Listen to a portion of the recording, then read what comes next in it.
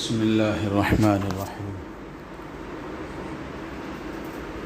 الحمد للہ وکفا وسلام علی عباده الذین اصطفى اما بعد فاعوذ باللہ من الشیطان الرجیم بسم اللہ الرحمن الرحیم انا بلوناہم کما بلونا اصحاب الجنہ اذ اقسموا لیصرمنها مصبحین ولا يستثنون فطاف عليها طائف من ربك وهم نائمون فأصبحت كالصريم فتنادوا مصبحين أن يغدوا على حرثكم إن كنتم صارمين فانطلقوا وهم يتخافتون ألا يدخلنها اليوم عليكم مسكين. یہ 29ویں پارے میں سورہ قلم کی 17-18 سے لے کر اس کے آگے کی کچھ آیتیں ہیں جن میں اللہ تعالیٰ نے ایک باغ والوں کا قصہ نقل فرمایا ہے. اور یہ بات اچھی طرح یاد رکھنا چاہیے کہ یہ قرآن قصے کہانیوں کی کتاب نہیں ہے. قرآن میں اللہ تعالیٰ نے جتنے واقعات پچھلوں کے بیان فرمائے ہیں وہ اگلوں کے لیے، آنے والوں کے لیے نصیحت کے طور پر بیان فرمائے ہیں کہ انہوں نے اچھا کام کیا تھا، اچھے لوگوں کے اللہ نے واقعات بیان فرمائے ہیں، تو آنے والوں کے لیے اس میں پیغام ہے کہ تم بھی اگر اچھے کام کرو گے تو تمہیں بھی یہ نعمتیں ملیں گی. اور اللہ تعالیٰ نے نافرمانوں کے، نافرمان قوموں کے واقعات ذکر فرمائے ہیں اور ان کا کیا حشر ہوا ہے، ان کے ساتھ اللہ کی کیا پکڑ ہوئی ہے، اس کو بھی اللہ نے بیان فرمایا ہے. وہ اس لیے بیان فرمایا ہے تاکہ آنے والوں کو یہ پیغام دیا جا سکے کہ تم اگر یہ نافرمانی کرو گے تو تمہاری بھی اسی طرح پکڑ ہوگی، تم اگر اس طرح کرو گے تو تمہارے ساتھ بھی ایسا سلوک کیا جائے گا. تو یہ بنیادی بات ہے جو ذہن میں رکھنا چاہیے. یہاں اللہ تعالیٰ نے یہ باغ والوں کا قصہ ذکر فرمایا ہے. بعض مفسرین کے مطابق یہ باغ یمن میں، یمن کا جو کیپٹل سٹی ہے صنعاء، اس سے کچھ فاصلے پر موجود تھا. بعض مفسرین کا کہنا ہے کہ یہ باغ حبشہ میں تھا. تو الغرض جہاں بھی رہا ہو، یہ ایک اللہ کے نیک بندے کا باغ تھا. اس کا عمل یہ تھا کہ جب وہ کھیتی تیار ہو جاتی اور اس میں وہ کھیتی کاٹنے کے لیے جب فصل تیار ہونے کے بعد جاتا تھا تو اپنی درانتی سے درخت کاٹتا تھا. تو کاٹنے کے دوران میں جو درخت درانتی سے کاٹنے سے رہ جاتے تھے ان کو چھوڑ دیتا تھا غریبوں کے لیے، مسکینوں کے لیے، کہ وہ اس سے اپنا گزارا کر لیں. اور اسی طریقے سے جو دانہ بھوسے میں اڑ کر چلا جاتا اس کو بھی چھوڑ دیتا تھا.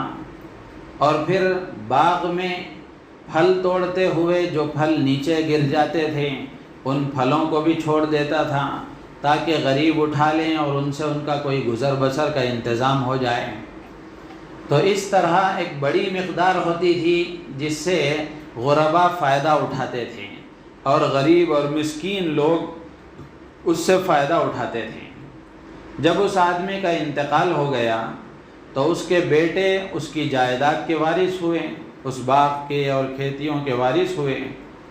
تو بیٹوں نے آپس میں یہ گفتگو کی اور یہ طے کیا کہ اب ہمارا کنبہ اور خاندان بڑھ گیا ہے، اس سے ہونے والی پیداوار ہمارے لیے کم ہو رہی ہے، تو اس لیے جو ہمارے والد بزرگوار غریبوں کے لیے چھوڑا کرتے تھے اب ہم وہ نہیں چھوڑیں گے، بلکہ وہ سارا کا سارا ہم اپنے ہی گھر لے آئیں گے.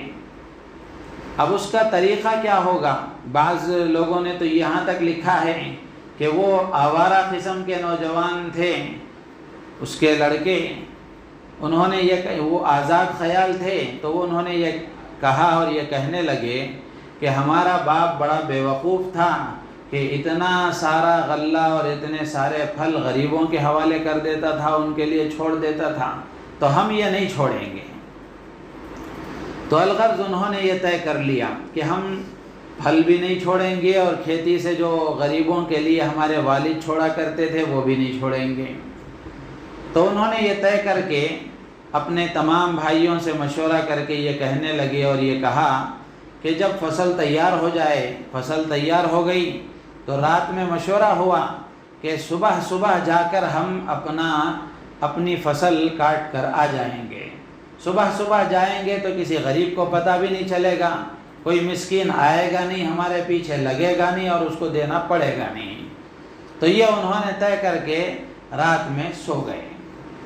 قرآن میں اللہ نے اس بات کو وضاحت کے ساتھ بیان فرمایا ہے کہ انہوں نے قسم کھائی تھی کہ صبح صبح جا کر ہم ضرور اپنا کھیت کاٹیں گے، اپنے باغ سے پھل توڑیں گے، اور انہوں نے انشاءاللہ بھی نہیں کہا، یعنی ان کو اتنا یقین تھا کہ یہ کام ہم بہرحال کریں گے کسی طریقے سے، تو اپنے اس گھمنڈ میں انہوں نے انشاءاللہ بھی نہیں کہا۔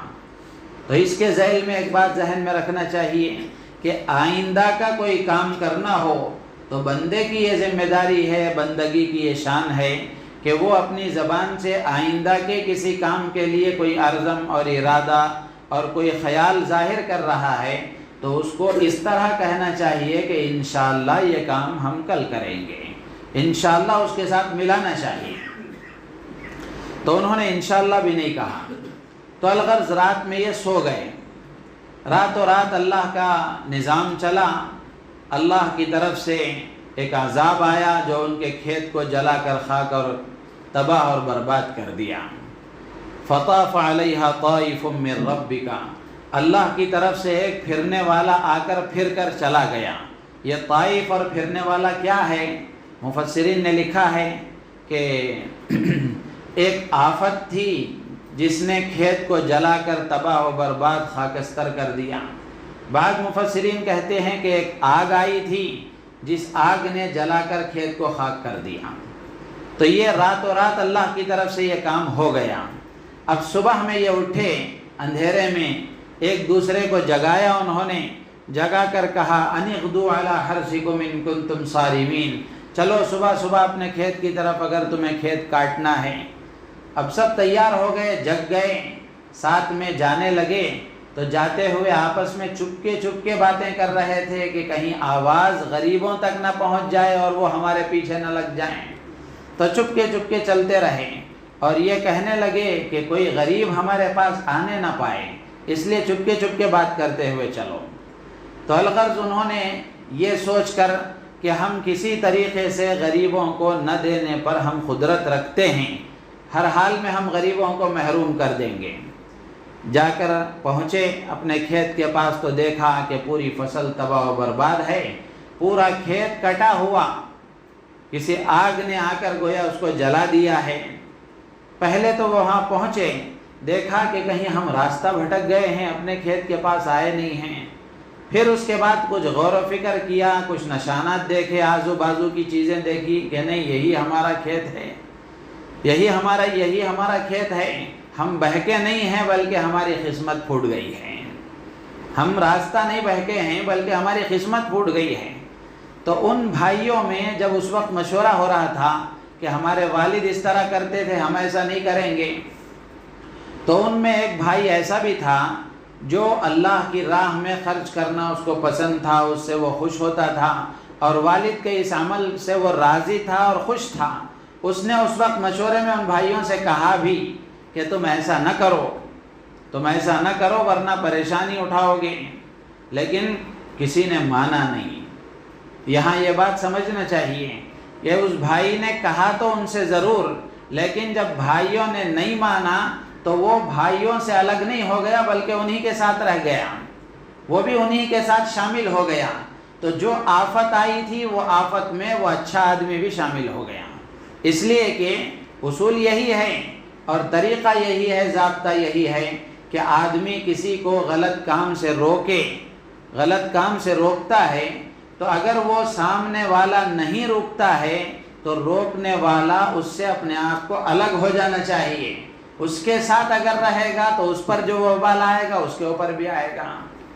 تو اس اچھے آدمی نے اور اچھے بھائی نے بتایا تو تھا ان سے، لیکن جب بھائیوں نے مانا نہیں تو وہ بھی بھائیوں کے ساتھ ہو گیا، تو ان بھائیوں پر جو آفت آئی تھی اس پر بھی وہ آفت آ گئی۔ تو ایک اصول یہ بھی یاد رکھنا چاہیے۔ تو بھائی نے کہا میں نے تمہیں پہلے ہی کہا تھا لولا تسبحون، کیوں تم اللہ کی پاکی بیان نہیں کرتے؟ یعنی کیا مطلب کہ غریبوں کو محروم کرنے کا تمہارا ارادہ کرنے کا مطلب یہی نہ ہوا کہ اگر آج ہمیں یہ نہیں ملے گا تو کل کو پھر کہاں سے ہم لائیں گے؟ جبکہ اللہ تعالیٰ اس بات سے پاک ہے کہ بندہ اللہ کی راہ میں خرچ کرے، اللہ اس کو بدلے میں نہ دے، ایسا نہیں ہو سکتا، بلکہ اللہ تعالیٰ اللہ کی راہ میں اللہ کو راضی کرنے کے خاطر اگر کوئی خرچ کرتا ہے، اللہ تعالیٰ اس کو جواب میں بدلے میں ضرور عطا فرماتے ہیں۔ تو الغرض سب بھائیوں نے پھر کہا کہ نہیں، واقعتاً ہم قصوروار ہیں، واقعتاً ہم سے غلطی ہو گئی۔ اب جب ایسا معاملہ ہوتا ہے تو عموماً یہ ہوتا ہے کہ کوئی آدمی جس نے پہلے اس کام کی رائے دی تھی، اب سب یہ کہتے ہیں تیرے بولنے کی وجہ سے ایسا ہوا، تیرے کہنے کی وجہ سے ایسا ہوا، اگر تو وہ رائے دیتا ہی نہیں تھا تو عمل ہی نہیں ہوتا تھا۔ تو بالکل بھائیوں میں یہی بات شروع ہو گئی، فاقبل بعضهم على بعض يتلاومون، ایک دوسرے کو ملامت کرنے لگے، تم نے ہی کہا تھا جس کی وجہ سے ایسا ہو گیا، تمہاری باتوں میں ہم آ گئے۔ تو اس طرح آپس میں ملامت کرنے لگے۔ پھر الغرض سب کو احساس ہوا کہ کسی ایک کا نہیں، سب قصوروار ہیں، کسی ایک کا معاملہ نہیں ہے، سب قصوروار ہیں۔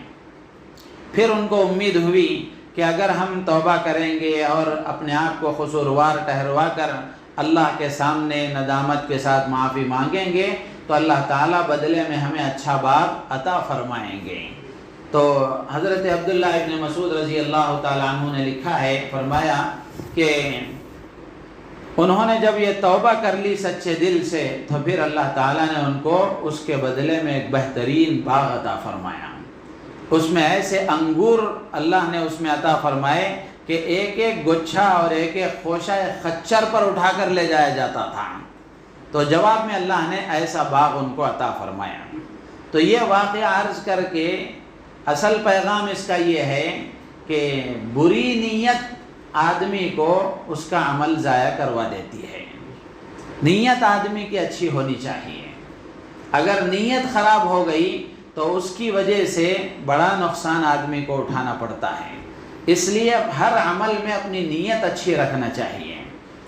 عمل اچھا ہے، آخرت والا عمل ہے، لیکن اگر نیت خراب ہو گئی تو پھر وہ عمل آدمی کو بجائے جنت میں لے جانے کے جہنم میں لے جانے والا بنتا ہے۔ مشہور حدیث ہے، بارہا آپ نے سنا ہے کہ قیامت کے دن اللہ تعالیٰ ایک شہید کو بلائیں گے اور اس سے پوچھیں گے کہ میں نے تجھے طاقت دی تھی، قوت دی تھی، بہادری دی تھی، تو نے کیا کیا؟ وہ کہے گا پروردگار تیری راہ میں لڑتا رہا، تیری راہ میں میں نے یہاں تک کہ جان بھی دے دی۔ اللہ کہیں گے تو جھوٹ بولتا ہے، کذبتا، تو نے جھوٹ کہا، تو نے میدان جنگ میں جنگ اس لیے کی تھی، تو نے اس لیے لڑا تھا کہ تاکہ لوگ تجھے بہادر کہیں۔ وہ کہا جا چکا، پھر اس کو اوندھے منہ جہنم میں ڈال دیا جائے گا۔ کتنا بڑا عمل ہے شہید کا، لیکن نیت خراب ہو گئی تو آدمی کو جہنم میں ڈال دیا جائے گا۔ ایک عالم کو بلایا جائے گا اور اس سے پوچھا جائے گا کہ میں نے تجھے علم کی دولت دی تھی، تو نے کیا کیا؟ تو وہ کہے گا پروردگار تیرا علم میں نے حاصل کیا اور لوگوں کو سکھایا، لوگوں کو پڑھاتا رہا، لوگوں کو بتاتا رہا۔ اللہ کہیں گے جھوٹ بولتا ہے، تو نے اس لیے علم حاصل کیا تھا اور لوگوں کو پڑھایا تھا تاکہ لوگ تجھے علامہ کہیں۔ وہ کہا جا چکا، تو نے میرے لیے یہ کام نہیں کیا تھا، تو نے اس لیے سب کیا تھا تاکہ لوگ تجھے بہت بڑا عالم کہیں۔ لوگوں نے وہ کہہ دیا، تیری نیت پوری ہو گئی، تو اس کو بھی اوندھے منہ جہنم میں ڈال دیا جائے گا۔ اللہ ہماری حفاظت فرمائے۔ پھر اس کے بعد ایک مالدار کو بلایا جائے گا، سخی کو بلایا جائے گا، اس سے کہا جائے گا میں نے تجھے مال دیا تھا، تو نے کیا کیا؟ وہ کہے گا پروردگار کوئی ایسا موقع نہیں چھوڑا جہاں خرچ کرنا تجھے پسند ہو، ہر جگہ میں نے خرچ کیا۔ اللہ کہیں گے تو جھوٹ کہتا ہے، تو نے اس لیے خرچ کیا تھا تاکہ لوگ تجھے سخی کہیں۔ وہ کہا جا چکا، پھر اس کو بھی اوندھے منہ جہنم میں ڈال دیا جائے گا۔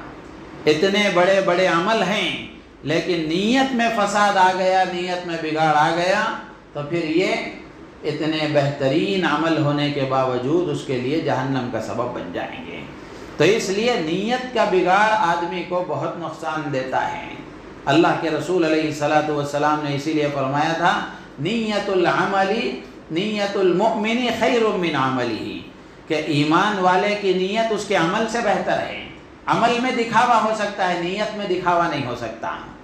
عمل آدمی کر رہا ہے، امکان ہے اس بات کا کہ وہ لوگوں کو دکھانے کے لیے کر رہا ہو، نیت تو دل کا کام ہے، دل تو اللہ دیکھتے ہیں۔ تو نیت ہمیشہ آدمی کی صحیح ہونی چاہیے۔ اگر نیت خراب ہو گئی تو پھر آدمی کو نقصان اٹھانا پڑے گا۔ اچھی نیت رہے تو پھر اس کا کتنا بڑا فائدہ ہوتا ہے۔ امام غزالی رحمۃ اللہ علیہ نے کیمیاء سعادت ایک کتاب ہے ان کی، اس میں بنی اسرائیل کے ایک عابد کا قصہ لکھا ہے۔ امام غزالی فرماتے ہیں کہ وہ عابد ایک مرتبہ راستے سے گزر رہا تھا، ریت یعنی بالو کا ایک ڈھیر پڑا ہوا تھا، اور اس وقت وہ زمانہ قحط کا تھا، اناج وغیرہ کی کمی تھی۔ تو اس عابد نے وہ ڈھیر دیکھ کر کہا کہ کاش میرے پاس اتنی مقدار میں گیہوں ہوتا تو میں غریبوں میں تقسیم کرتا، اللہ کے لیے اللہ کے بندوں میں تقسیم کرتا۔ تو اس وقت کے جو نبی تھے اللہ نے وحی بھیجی ان کی طرف کہ جاؤ میرے اس بندے کو کہہ دو کہ اس سے کہنا کہ اس نے جو نیت کی تھی کہ اتنا گیہوں ہوتا تو صدقہ دیتا، میں لوگوں میں تقسیم کرتا، میں نے اتنا گیہوں میری راہ میں خرچ کرنے کا ثواب اس کو دے دیا۔ اچھی نیت کا یہ ثواب ہوتا ہے، اچھی نیت کا یہ اجر ہوتا ہے، اچھی نیت کا یہ صلہ ملتا ہے۔ اور اگر نیت بری ہو گئی تو پھر آدمی کے لیے نقصان کا ذریعہ بنتا ہے۔ ایک شخص لوگوں سے سوال کرتا پھرتا تھا کہ مجھے کوئی ایسا عمل بتاؤ جس کو میں مضبوطی کے ساتھ پکڑ لوں اور ایسا عمل ہو کہ ہمیشہ اس کی وجہ سے مجھے ثواب ملتا رہے، خیر کے کاموں میں میں لگا رہا ہوں۔ تو کسی بزرگ نے سنا تو اس سے کہا کہ تم نیک نیتی کو لازم کر لو، نیک نیتی کو لازم کر لو، کہ ہر وقت تم اپنی نیت کو پاک رکھو، نیت کو نیک کر لو، انشاءاللہ تم اس کے ساتھ جو بھی عمل کرو گے وہ عمل تمہارے لیے خیر کا ذریعہ بنے گا۔ تو اس لیے ہماری نیت پاک اور صاف ہونی چاہیے۔ جو کام بھی ہم کریں صرف اور صرف اللہ کو دکھانے کے لیے اور اللہ کو راضی کرنے کے لیے کرنا چاہیے۔ حدیثوں میں بے شمار باتیں موجود ہیں۔ کچھ عمل بندہ کرے گا، فرشتے اللہ کی بارگاہ میں پیش کریں گے، پیش کر کے کہیں گے کہ یہ اس کے نامہ اعمال ہیں۔ اللہ کہیں گے کہ اس کے نامہ اعمال سے وہ اعمال نکال دو، اس لیے کہ وہ اس نے میرے لیے نہیں کیا تھا، وہ کسی اور کے لیے کیا تھا، اس کے لیے وہ کام ہو گیا، یہ اعمال نکال دو۔ پھر اللہ کہیں گے ایک بندے کے بارے میں کہ اس بندے کے نامہ اعمال میں یہ نیکیاں اور اعمال داخل کرو۔ فرشتے کہیں گے اے اللہ تو نے اس کی نگرانی میں ہمیں طے کیا تھا، اس کی نگرانی میں تو نے ہمیں طے کیا تھا، اس نے یہ عمل تو کیا نہیں ہے، اس نے یہ عمل کیا نہیں ہے۔ تو اللہ تعالیٰ کہیں گے کہ اس نے ان کاموں کی نیت کی تھی اور نیت صرف میں ہی جانتا ہوں، تو اس لیے تم ان اعمال کو اس میں لکھو۔ تو اس لیے نیت ہماری اچھی ہونا چاہیے۔ اسی لیے ہمارے استاد بتایا کرتے تھے کہ اگر میں تمہیں پانی لانے کے لیے کہوں، مدرسے میں پڑھاتے ہوئے استاد کو پیاس لگی تو طالب علم سے کہتے ہیں کہ جاؤ پانی لے کر آؤ، تو حضرت ہمیں یہ بتایا کرتے تھے کہ جب میں تم سے پانی منگوایا کروں تو پانی لاتے ہوئے اللہ سے یہ دعا کر لینا اور یہ نیت کر لینا کہ اے اللہ میں اپنے استاد کی پیاس یہاں بجھا رہا ہوں، تو حشر کے میدان میں میری پیاس بجھا دیں۔ چھوٹا عمل ہے، بڑی نیتیں کر لو، دینے والا اللہ بڑا ہے۔ تو اس لیے اپنے ہر عمل کے وقت میں اپنی نیت کو پاک اور صاف رکھنا، اللہ کو راضی کرنے کی نیت رکھنا۔ اللہ تعالی ہم سب کو عمل کی توفیق عطا فرمائے، ہم سب کو نیتوں کو پاک و صاف رکھنے کی اللہ تعالی توفیق عطا فرمائے۔